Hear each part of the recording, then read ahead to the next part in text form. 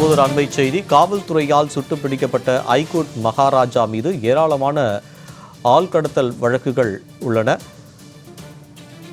காவல்துறையால் சுட்டுப் பிடிக்கப்பட்ட ஐகோர்ட் மகாராஜா மீது ஏராளமான ஆள்கடத்தல் வழக்குகள் இருப்பதாக தகவல் கிடைத்திருக்கிறது. ஆதம்பாக்கத்தைச் சேர்ந்த நகைக்கடை அதிபரின் மகனை கடத்துவதற்காக திட்டமிட்டிருந்த நிலையில் காவல்துறையால் சுட்டு கைது செய்யப்பட்டிருக்கிறார் ஐகோர்ட் மகாராஜா. தென் மாவட்டங்களில் தொடர் ஆள்கடத்தல் சம்பவங்களில் ஐகோர்ட் மகாராஜா ஈடுபட்டு வந்திருந்த நிலையில் தற்போது காவல்துறையினரால் அவர் சுட்டு பிடிக்கப்பட்டிருக்கிறார். காவல்துறையால் சுட்டுப்பிடிக்கப்பட்ட ஐகோர்ட் மகாராஜா மீது ஏராளமான ஆள்கடத்தல் வழக்குகள் இருப்பதாக தகவல் கிடைத்திருக்கிறது. அண்மை செய்தியாக இதனை பார்த்து வருகிறோம். தென் மாவட்டங்களில் ஆள்கடத்தல் சம்பவத்தில் ஈடுபட்ட ஐகோர்ட் மகாராஜா காவல்துறையால் சுட்டு கைது செய்யப்பட்டிருக்கிறார். ஆதம்பாக்கத்தைச் சேர்ந்த நகைக்கடை அதிபரின் மகனை கடத்துவதற்காக ஐகோர்ட் மகாராஜா திட்டமிட்டிருந்த நிலையில் காவல்துறையினரால் சுட்டு கைது செய்யப்பட்டிருக்கிறார். அவர் மீது ஏராளமான ஆள்கடத்தல் வழக்கு இருப்பது தற்போது தெரிய வந்திருக்கிறது. இது குறித்தான கூடுதல் விவரங்களுடன் எமது செய்தியாளர் ராம்குமார் நம்மோடு இணைகிறார். ராம்குமார், இது குறித்தான விரிவான விவரம்.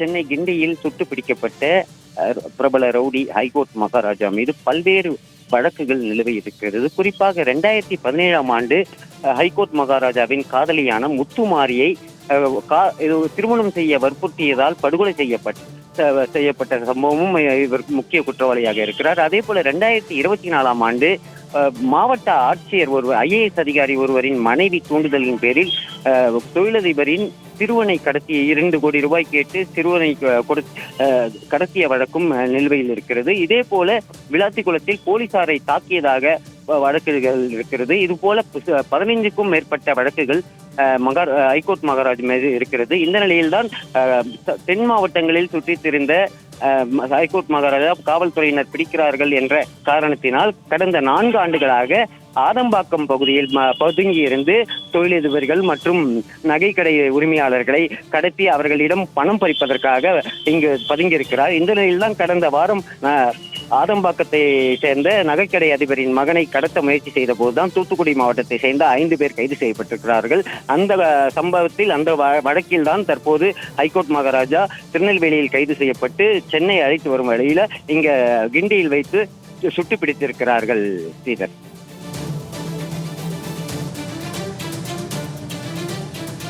தகவலுக்கு நன்றி ராம்குமார்.